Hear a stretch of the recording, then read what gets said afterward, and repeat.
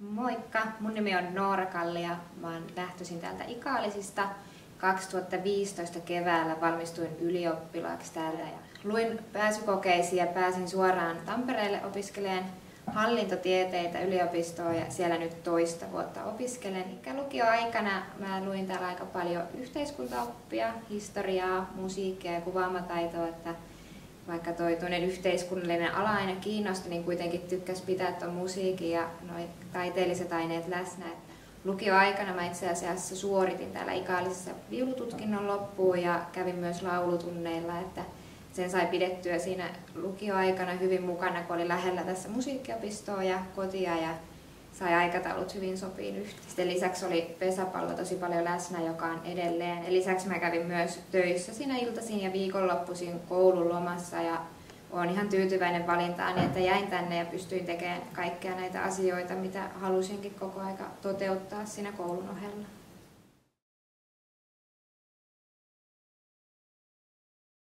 Joo, moi. Mä oon Joni Hakala ja mä oon nyt täällä Ikaalisten lukiossa ensimmäisellä vuosikurssilla.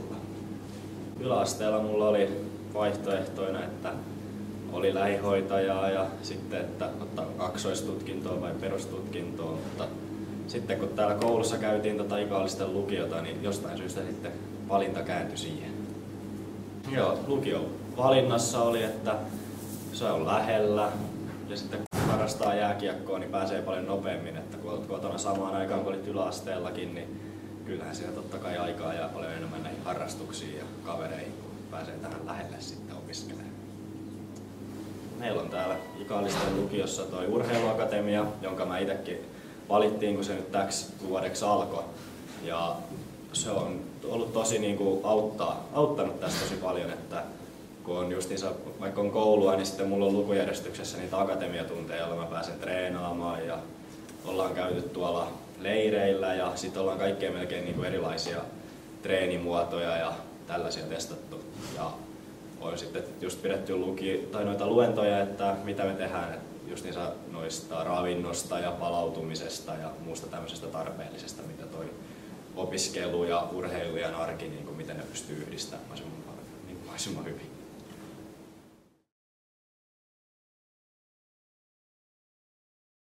Moi, mä oon Lehtokorven Elisa, lähtöisin Ikaalisista, käynyt yläasteet täällä. Sitten me lähtenyt opiskelemaan tuonne FE Sillanpään lukioon, mutta kuitenkin jatkanut saksan opintoja täällä Ikaalisten päässä laadukkaan opetuksen vuoksi.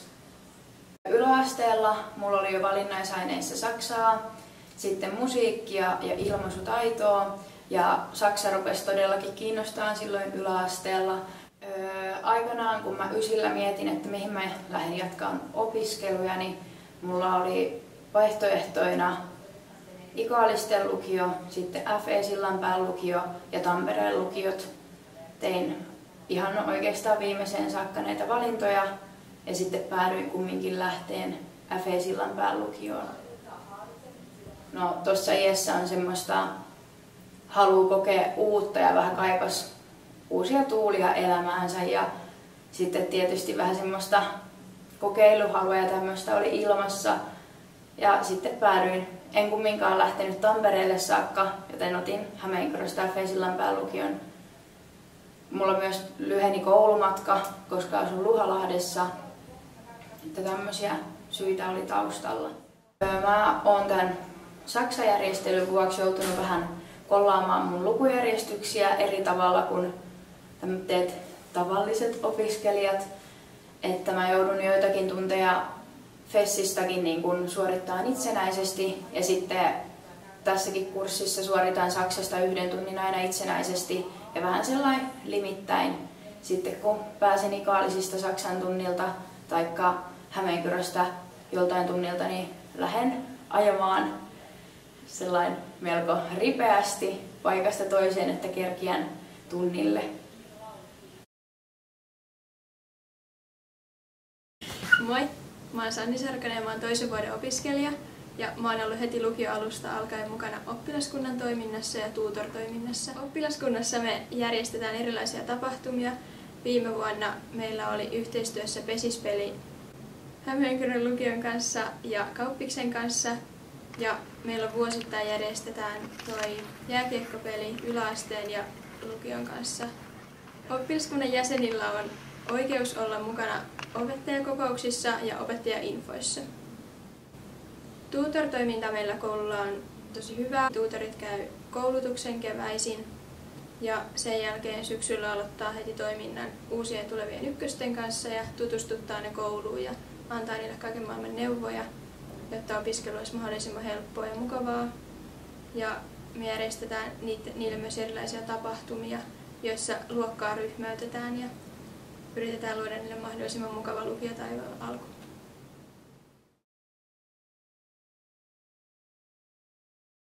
Mä oon Krista Rooma ja mä oon täällä nyt Ikaalista lukiossa opiskelemassa ensimmäistä vuosikurssia. Ja, mun lukujärjestyksessä musikaali on esimerkiksi tässä jaksossa meillä on 3 tuntia musikaalin valmistelua. Ja mun mielestä se on tosi kiva sellainen lisä, että se ei sinällään tunnu joltain oppiaineelta, vaan se on oikeasti semmoista, että jos oikeasti tykkää musiikista tai esittämisestä tai jostain luovasta tekemisestä, niin se tuntuu enemmän niin kuin tekisi porukalla jotain yhteistä kivaa projektia, mitä oikeasti haluaa tehdä. Niin sit siellä on sellainen tosi hyvä ilmapiiri ja kaikki osallistuu aktiivisesti siihen ja sanoo omia mielipiteitään ääneen. Tämä musikaali nyt, mitä me ollaan valmistelemassa, kertoo siis suomalaisten nuorten, tarkemmin sanottuna niin kuin abien elämästä. Ja tässä on tällainen kaveriporukka, joiden elämää seurataan. Ja se on valmis huhtikuun lopulla. Ja siis meille tulee Ino soittamaan sinne. Ja tämä käsikirjoitus hoidettiin silleen, että oppilaat sai itse kirjoittaa sitä ja sitten äidinkielen opettaja oli siinä niin kuin ohjaavana ja tällaisena viimeisenä äänenä sanomassa, että tuleeko tämä juttu vai ei. Mutta ylipäätään se onnistui tosi hyvin ja se on tosi kiva tehdä sitä, kun tietää, että ne on oikeasti niin kuin nuorten ne asiat, mitä me siellä näytellään.